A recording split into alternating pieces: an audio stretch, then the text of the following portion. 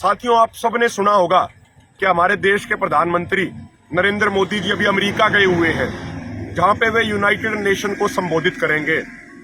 United nation मतलब दुनिया का टॉप मोस्ट संस्थान। लेकिन हमारे कुछ सवाल हैं साथियों। क्या प्रधानमंत्री नरेंद्र मोदी जी को ये नैतिक अधिकार है? ये सवाल हम इसलिए उठा रहे हैं, अक्सर हमारे बुजुर्ग कहते आए हैं कि जब अपना घर ठीक ना हो तो क्या उस समय हमें बाहर जाके चौधरी बनना चाहिए?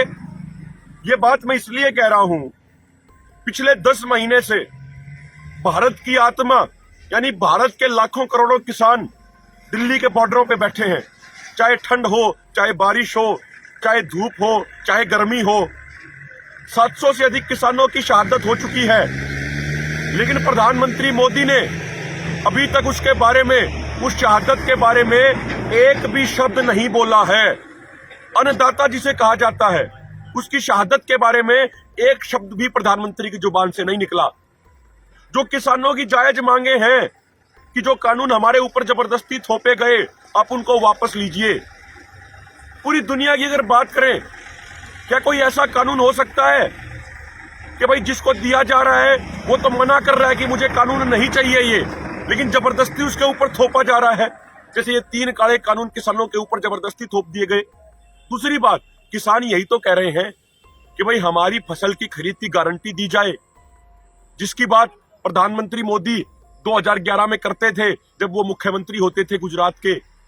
उन्होंने एक रिपोर्ट में लिखा था, जब वो कंज्यूमर अफेयर कमेटी के चेयरमैन थे, कि किसानों के लिए एमएसपी की गारंटी होनी चाहिए। तो हमारे देश के मुखिया जो इतना झूठ बोलते हैं, जो इतनी तथ्यों से परे बातें करते हैं, पहले कुछ कहते थे और प्रधानमंत्री बनने के बाद कुछ और कर रहे हैं।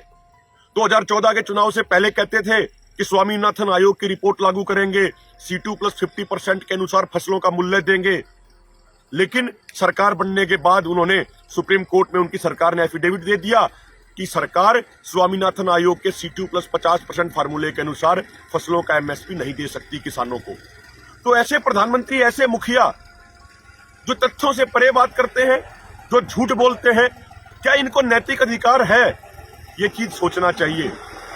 प्रधानमंत्री जी जाएं यूनाइटेड नेशन में भाषण देने, हमें कोई आपत्ति नहीं है, लेकिन सबसे पहले देश के अंदर जो आज किसानों की स्थिति है, जो किसान आंदोलन चल रहा है, सबसे पहले किसानों की मांगे पूरी करें और उसके बाद वो जहां जाके भाषण देना चाहते हो भाषण दें, हमें कोई आपत्ति नहीं। लेकिन सबसे पहले नैतिक तौर पे, नैतिक मूल्यों के आधार पे देश के किसान यानी अन्नदाता की मांगों को पूरा किया जाना चाहिए और सरकार द्वारा उन शहीद किसानों को सैल्यूट किया जाना चाहिए